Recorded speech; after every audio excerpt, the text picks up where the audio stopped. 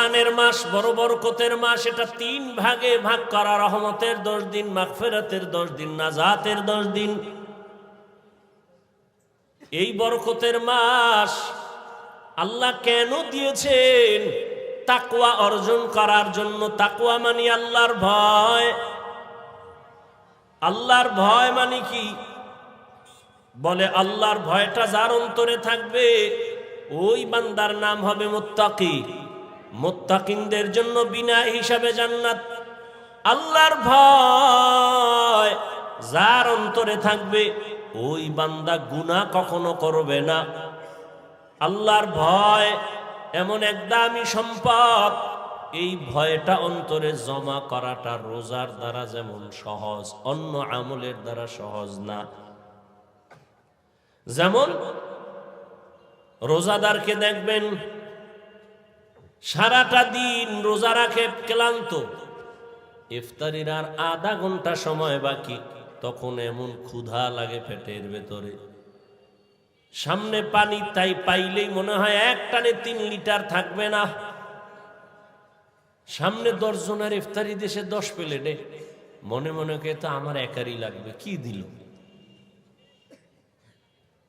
মনে মনে দোয়া ইনুস পরে 2-1 জন উঠতে যাইত, তাহলে 2 প্লেট আমি পাইতাম। যদি বলা হয় এই রোজাদার, বুঝছি খুব ক্ষুধা, তুমি দরওয়াজা জানালা বন্ধ করে যাও, একটা রুমের মধ্যে ঢুকে তুমি পানি পান করো, একা একা, কেউ দেখবে না, কোনো রোজাদার করবে নি। কেন?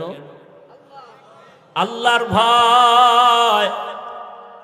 পানির মধ্যে ডুব দিয়ে গোসল করবে, কিন্তু 1 ঢোক পানিও পান করবে না, এটাই আল্লাহর ভয়। সামনে খানাও রেডি, পেটেও ক্ষুধা, খায় না। খানাটা তো আর হারাম না, এই মুহূর্তে খায় না কেন? আল্লাহর ভয়। এই সাধনাটা বাকি 11 মাস রাখো। রোজার মাসে যেমন সাধনা করছো, ক্ষুধাও আছে, খানাও আছে, খাও না কেন? আল্লাহর আইনে জায়েজ নাই, ঠিক 11 মাস এই আইনটা জারি রাখো। ক্ষুধাও আছে, খানাও আছে, পাইলেই খাইও না, আগে হিসাব করো আল্লাহর আইনে খানাটা হালাল না হারাম। 11 মাস এই সবক যদি আদায় করে তাহলে কেউ হারাম খাইতে পারে না। আর হারাম খাইলে এর শাস্তি কিয়ামতে হবে না, হবে দুনিয়াতেই। কিডনির উপরে আঘাত, লিভার নষ্ট। আর এই হারাম খানাটা আবার অনেক বাবা অবুঝ শিশু সন্তানেরও খাওয়ায়, হারাম টাকা কামাই করে। সন্তানের রক্ত পিওর, স্ত্রীর রক্ত পিওর, কোনো ভেজাল নাই। ও স্বামী নামের কুলাঙ্গার, তুমি হারাম টাকা কামাই করে ঘরের স্ত্রীর রক্ত কেন নাপাক করো বলো? ও বাপ নামের কলঙ্ক, তুমি হারাম টাকা কামাই করে তোমার অবুঝ সন্তানের রক্ত পবিত্র কেন নাপাক করো হারাম খাওয়াইয়া? আল্লাহর কাছে নিজের জবাবই দিতে পারবা না, আবার সন্তানটির জবাবও মাথায় নিলা। এমন বাপ হইছো কেন? বউ যদি চালাইতে না পারো বিয়া করছো কেন? রোজা রাখ 12 মাস। সন্তানের হক আদায় করতে না পারলে সন্তান নিছো কেন? এরে নবীর আশিক, আল্লাহর ভয় অন্তরে জমা করো। রমজানের রোজার মাধ্যমে এমন বরকত, একটা রোজার দাম কত? হাদিসে পাকে রহমতের নবী বলেন 1 রোজার দাম কয়েকটা জন্মগত কাক। কি চিনেন তো? একটা কাক, জন্মগত কাকের হায়াত অনেক বেশি। কাকের হায়াত কি? অনেক বেশি।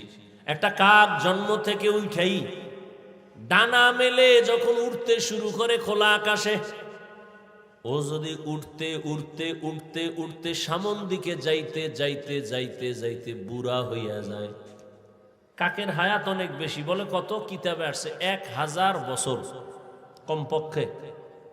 তাহলে একটা কাক যদি জন্ম থেকে 1000 বছর খালি উড়ে, কত দূর যাবে? ক্যালকুলেটরে ধরবে? কম্পিউটারে আসবে? নবীজি বলেন একটা কাক জন্ম থেকে উঠতে উঠতে বুড়া হইতে হইতে কত দূর গেল? একটা রোজাদার এক রোজার বরকতে জাহান্নামের আগুন থেকে তত দূরে সরে যাবে।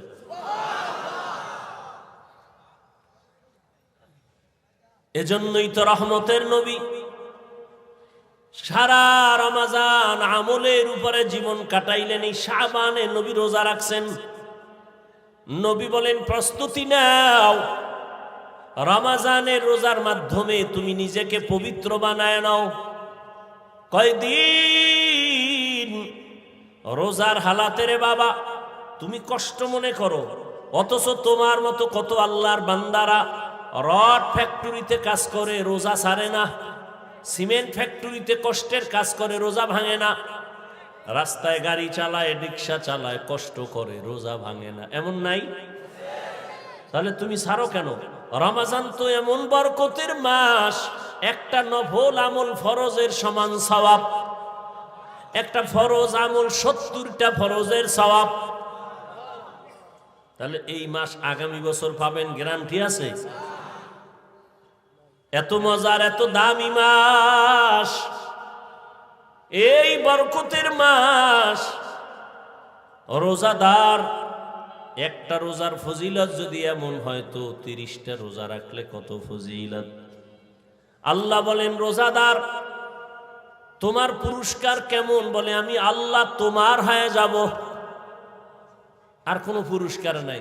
পুরস্কার কি? আমি আল্লাহ নিজে তোমার হয়ে যাব।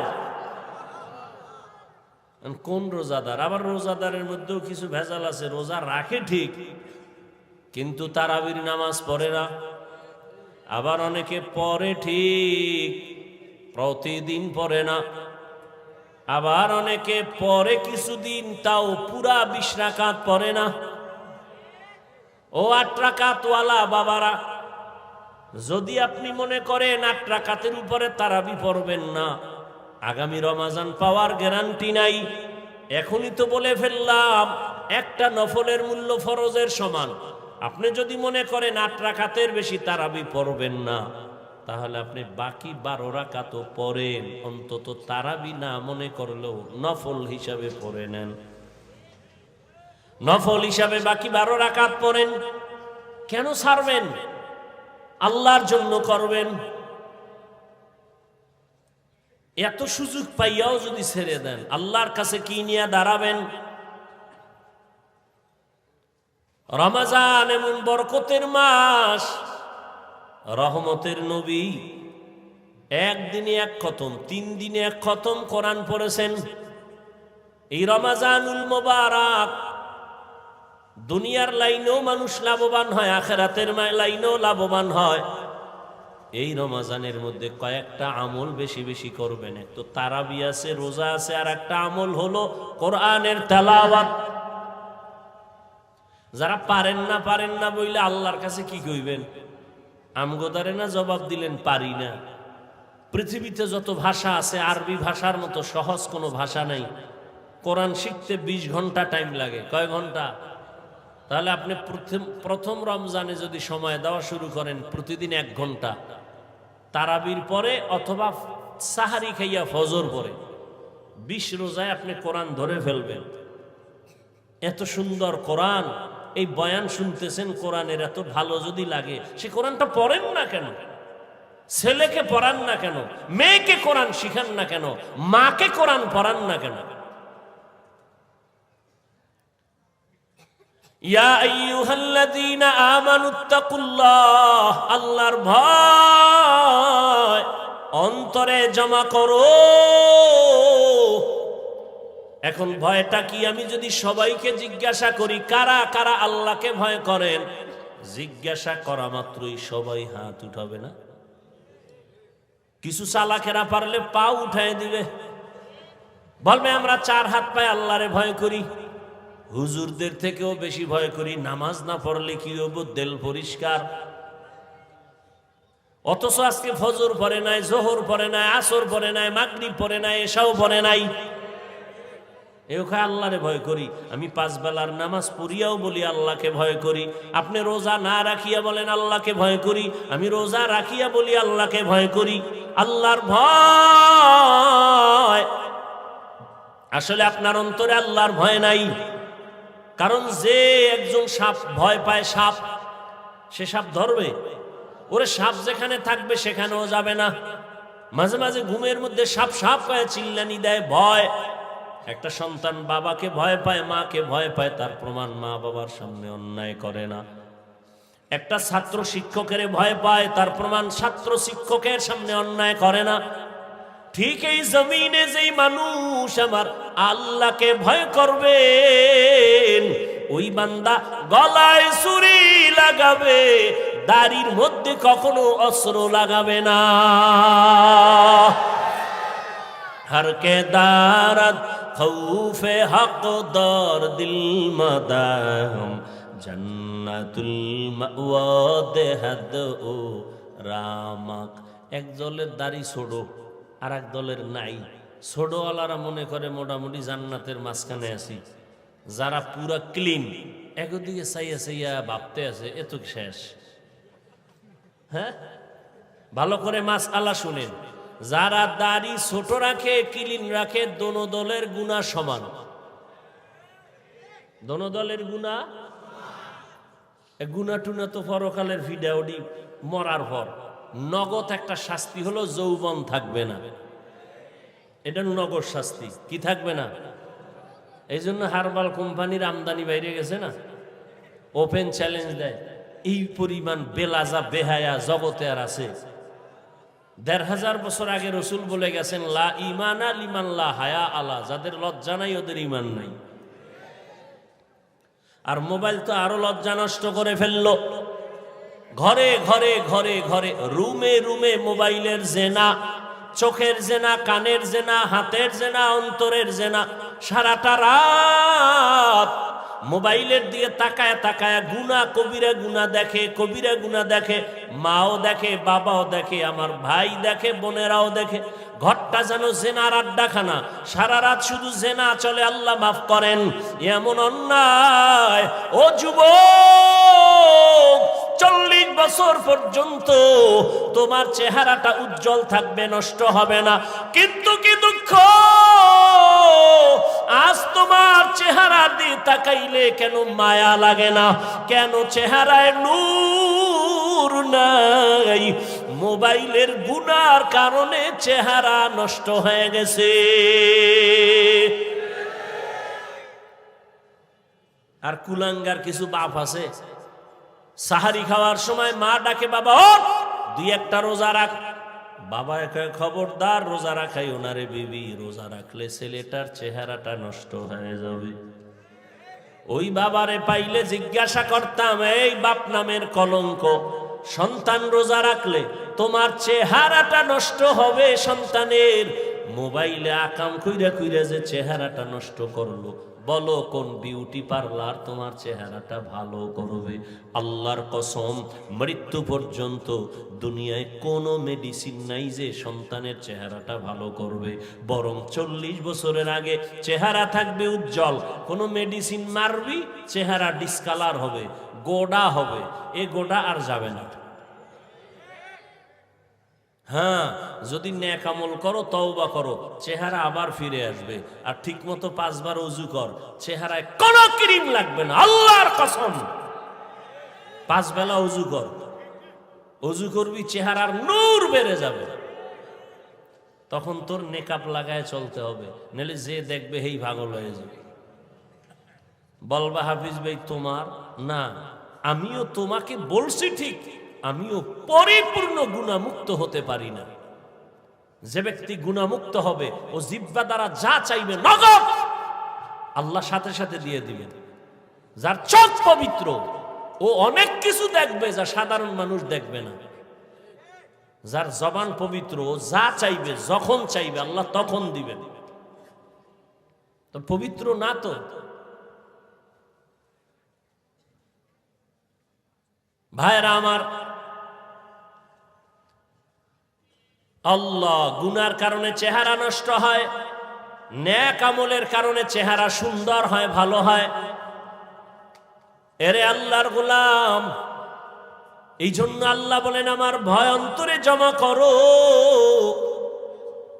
আল্লাহর ভয় যদি থাকে, ওই বান্দা মরিয়াও গেলে গুনার কাছেও যাবে না। এরে আল্লাহর বান্দা, ও আমার যুবক, আমি তোমাকে এতক্ষণ বয়ান যা করতেছি একবারও কিন্তু বলি নাই তুমি আমার মতো টুপি লাগাও। আমি একবারও বলি না আমি কওমি মাদ্রাসায় লেখাপড়া করেছি, তোমরাও মাদ্রাসায় যাও। আমি দাওয়াত ও তাবলীগের লাইনের সন্তান, কিন্তু একবারও বলি না তুমি তাবলীগে যাও। আমি কওমি মাদ্রাসার সন্তান, আমি পীরের মুরিদ। আমি কির মুরিদ? খালি মুরিদ না, লাখে একটা মুরিদ আমি। কেমন মুরিদ যে পীর মুরিদির বিরুদ্ধে যারা, তাদের বিরুদ্ধে আমি যুদ্ধ ঘোষণা দিছি। কেমন যুদ্ধ? এই জমিনের মধ্যে যে বলবে আমরা পীর আউলিয়া মানি না, ওলি মানি না, আউলিয়া মানি না, আল্লাহর জাতের কসম আমি বলবো তারা কোরআন মানে না, বুখারী শরীফ মানে না, তারা ভণ্ড ভণ্ড ভণ্ড। এদেরকে যারা ভণ্ড বলবে না তারাও ভণ্ড। এবার বুঝো আমি কেমন মুরিদ। কিন্তু একবারও আমি কাউকে বলি না ও বাবারা তোমরা পীরের দরবারে যাও। আমি বলবো কি? আমি বলবো ও যুবক, তুমি স্কুলে পড়ো ধন্যবাদ, তুমি চাকরি করো ধন্যবাদ, তুমি কলেজে পড়ো ধন্যবাদ, তুমি ব্যবসা করো ধন্যবাদ, আমি তোমার জন্য দোয়া করে গেলাম বাবা। তোমার মাদ্রাসায় যাওয়ার কোনো প্রয়োজন নাই। ও বাবা তুমি যেই লাইনে আছো থাকো, তবে আমি দোয়া করি তুমি একজন ব্যবসায়ী হও, চাকরিজীবী হও, ডাক্তার হও, ইঞ্জিনিয়ার হও, তুমি একজন প্রফেসর হও। তবে একটা দাবি ছোট, বেয়াদব জীবনে হইও না রে বাবা। বলবা হাফিজ ভাই বেয়াদব হব না, তার ব্যাখ্যা কি?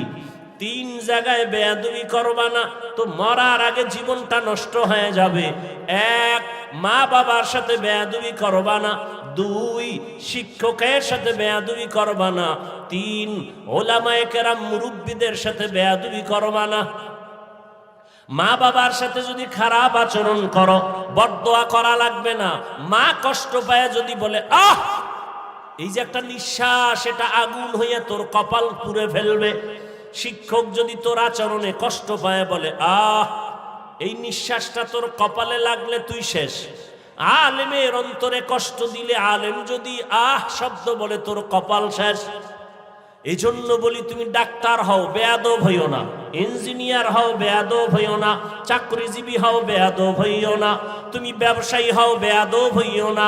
মা বাবার দোয়া নাও, শিক্ষকের দোয়া নাও, ওলামায়ে কেরামের দোয়া নিয়ে সামনে আগাও। তো ডাক্তার হলেও তুমি সফল, ইঞ্জিনিয়ার হলেও তুমি সফল, তুমি ব্যবসায়ী হলেও সফল। সবার দোয়া থাকলে দুনিয়া, সব দুনিয়া ধ্বংস হবে। আলেমের দোয়া যদি থাকে, মা বাবার দোয়ায় তুমি কখনো ধ্বংস হইবা না। ওই মা বাবার দোয়া নিয়া রহমতের নবীর আদর্শ মেনে জীবনটা চালাও। মা বাবার দোয়া নাও। এবার বাস্তবে একটু তাকায় দেখো তো, আমি যে কথাগুলো বললাম এই কথার মানদণ্ডে কেউ চলেনি। তোমার লাইনে তাকাও, জীবনে মাদ্রাসায় পড়ে নাই, জীবনে কোনোদিন মাদ্রাসায় যায় নাই, আলিফ বা তাও শিখে নাই।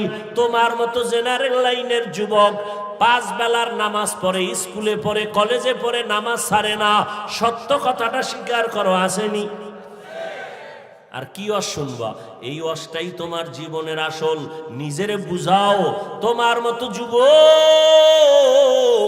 স্কুল কলেজে পড়িয়াও যদি নামাজ পড়ে, বলো তুমি কেন পারো না রে বাবা? তোমার মতো যুবক তাকায় দেখো, ব্যবসা করে, চাকরি করে, র্যাব, আর্মি, পুলিশ, বিডিআর, 5 বেলার নামাজি আছে। তোমার বিবেকের কাছে প্রশ্ন, বলো তুমি কেন পারো না রে বাবা? তোমার মতো যুবক ডাক্তার, প্রফেসর, ইঞ্জিনিয়ার, 5 বেলার নামাজি অভাব নাই, রাস্তায় গাড়ি চালায়, 5 ওয়াক্ত নামাজ পড়ে নাই, বলো তুমি কেন পারবা না রে বাবা? তোমার মতো যুবক শ্রমিকের কাজ করে, নদীর মধ্যে মাছ ধরে, নামাজ ছাড়ে না, বলো তুমি কেন পারবা না? এরে পর্দার আড়ালের আম্মা জান, আল্লাহ আপনাকে অনেক সম্মান দান করেছেন, রহমতের নবী সম্মানিত করেছেন। এত সম্মান আল্লাহ ইসলামের দ্বারা, নবীর মাধ্যমে আল্লাহ এত সম্মান মাদেরকে দান করেছেন। দুনিয়ার কেউ দিতে পারে নাই। বরং দুনিয়াতে যারা দিব দিব বলে চাপাবাজি করে ওরা সব নারীর বড় দুশমন। হিন্দু ধর্মে নারীর সম্মান বাড়াতে পারে নাই, খ্রিস্টান ধর্মে নারীর সম্মান বাড়াতে পারে নাই, ইহুদি ধর্মে নারীর সম্মান বাড়াতে পারে নাই। বরং সম্মানের নামে তারা নারীদেরকে করছে অপমান। একমাত্র ইসলাম নারীর সম্মান দিয়েছে, কিন্তু অনেকে বুঝে না। আর পুরুষের তুলনায় নারীদের জ্ঞান তো সৃষ্টিগতভাবে অর্ধেক, জন্মগতভাবে সৃষ্টিগতভাবেই নারীর জ্ঞান পুরুষের তুলনায়। এরপর যদি নারী আবার বেগানার নজরের বরকত লাগায় তাই তো আরো কমে। এরপরে যদি খায় হারাম তো আরো কমে। এই মেধা দিয়া যদি চিন্তা করে আল্লাহ নারীর উপরে ইনসাফ করে নাই। কয় কেমনে? কয় বাবার সম্পদ ছেলে পাবে ডবল, মেয়ে পাবে সিঙ্গেল। আল্লাহ মেয়েদের কম দিলেন কেন? মেয়েদেরকে কম দিয়েও যে ছেলেদের বেশি দিয়েছেন এই বুঝার মতো আম্মা জানের মেমোরির জিবি নাই। এই মিয়া 1 জিবি আর 4 জিবি সমান। আপনার জিবি 1, আপনি 4 জিবি লয়ে যদি ধাক্কা ধাক্কি করেন তা আপনারটা তো হ্যাং হয়ে যাবে। আরে আম্মা জান, আপনাকে অর্ধেক দিয়াও ছেলের থেকে বেশি দিছে, এটা বুঝার মতো মেধা বুঝি আল্লাহ আপনাকে দেন নাই রে মা। ছেলে পাবে বাবার থেকে 2টা, আর মেয়ে সব জায়গায় পাবে কি? বাবার থেকে পাবে, স্বামীর থেকে পাবে, ছেলে মেয়ের থেকে পাবে। এরপরে যদি কয় বাপ নাই, ছেলে নাই, মেয়ে নাই, কিচ্ছু নাই, আমি একা।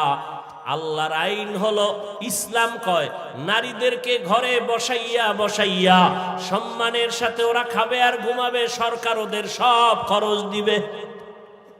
নারীদের কষ্ট দেওয়া যাবে না। কত সম্মান ইসলাম দিয়েছে, কিন্তু কুলাঙ্গারেরা ভুল মেসেজ দিয়া নারীদেরকে বেপরদায় নামাচ্ছে। পরিণামে নারীরা হচ্ছে আরো অপমান। আল্লাহ হেদায়াত দান করেন। এরে আম্মা জানেরা, এত সম্মান আল্লাহ আপনাদের দান করেছেন। এ দুনিয়া আপনারা যদিও নবী না, তবে সব নবীদের মায়ের মতো মা, সাহাবাদের মা। আপনারা আলেম হাফেজে কোরআনের মায়ের মতো বড় দামি মা। এরে আম্মা জান, আপনারা তো খাদিজা রাদিয়াল্লাহু আনহার মতো নারী, ফাতেমা রাদিয়াল্লাহু আনহার মতো নারী, আয়েশা রাদিয়াল্লাহু আনহার মতো নারী, ইসমাইল নবীর মা হাজেরা আলাইহিস সালামের মতো দামি নারী। আপনারা তো ঈসা নবীর মা মারিয়াম আলাইহিস সালামের মতো দামি নারী। এ দুনিয়াতে আল্লাহর এক বড় দুশমন ছিল ফেরাউন। নাম শুনছেন? বলেন তার স্ত্রীর নাম কি? আসিয়া। এত বড় বেঈমানের ঘরে থাইকা আমার আল্লাহর এত পেয়ারা রহমতের নবী বলেন, কিয়ামতের দিন আমি মুহাম্মদের সাথে আসিয়ার সাথে বিয়া হবে জান্নাতে। এরে আম্মা জানেরা, এত বড় বেঈমান ফেরাউনের ঘরে থাইকা আম্মা জান আসিয়া যদি এত দামি হতে পারে, ফেরাউনের টাকার অভাব নাই, ক্ষমতার অভাব নাই, মিশরে দাবি করে আমি বড় খোদা, কিন্তু তার ঘরে থাকিয়া আসিয়া আমার আল্লাহকে এত আপন করে নিলেন। আসিয়া এত কষ্ট ফেরাউন দিয়েছে, ধৈর্য ধারণ করে আল্লাহকে ভুলে নাই। ইন্তেকালের সময় ফেরাউন ওই আসিয়াকে ফাঁসির মঞ্চে নিয়ে গেছে। আসিয়া কাঁদতেছেন, হঠাৎ করে আবার হাসতেছে। ফেরাউন কয়, কান্না বন্ধ করে হাসো কেন রে আসিয়া? কয় রে এ ফেরাউন, আমি তাকাইয়ে দেখি আল্লাহ পাক লক্ষ লক্ষ ফেরেশতা পাঠাইছে আমাকে স্বাগতম দিয়া জান্নাতে নেওয়ার জন্য। এবং আল্লাহ যেই জান্নাত আমি আসিয়াকে দিবেন ওই জান্নাতের ছবি আমি এখন দেখতেছি তাকাইয়া। এত বড় বেঈমানের ঘরে থাকিয়া এই আসিয়া যদি আল্লাহর পেয়ারা হয়ে যেতে পারেন, এরে পর্দার আড়ালের আম্মা জান, এই দুনিয়াতে যত ভালো ভালো সন্তান আসছে আম্মা জান আপনাদের আদর্শের কারণে, দুনিয়ায় সব ভালো সন্তান মায়েদের অবদানের কারণে। ছোট একটা ঘটনা বলবো, মদিনাতুল মুনাওয়ারা থেকে আল্লাহর পেয়ারা এক গোলাম ভারতের জমিনে আসছেন কালেমার দাওয়াত দেওয়ার জন্য, যার নাম আপনারা জানেন, খাজা মুঈনুদ্দিন চিশতি আজমিরি রহমাতুল্লাহ আলাইহি। মদিনাতুল মুনাওয়ারা থেকে ভারতে ঘুরে ঘুরে ঘুরে ঘুরে কালেমার দাওয়াত দেয়। দিতে দিতে তার হাতে লক্ষ লক্ষ লক্ষ বিধর্মী কালেমা পড়ে মুসলমান হয়ে গেল। বলে কত লক্ষ? কেউ বলে 90 লক্ষ, কেউ বলে আরো বেশি। খাজা মুঈনুদ্দিন খুব খুশি। আম্মাজানের সামনে একদিন আনন্দিত হয়ে গেলেন।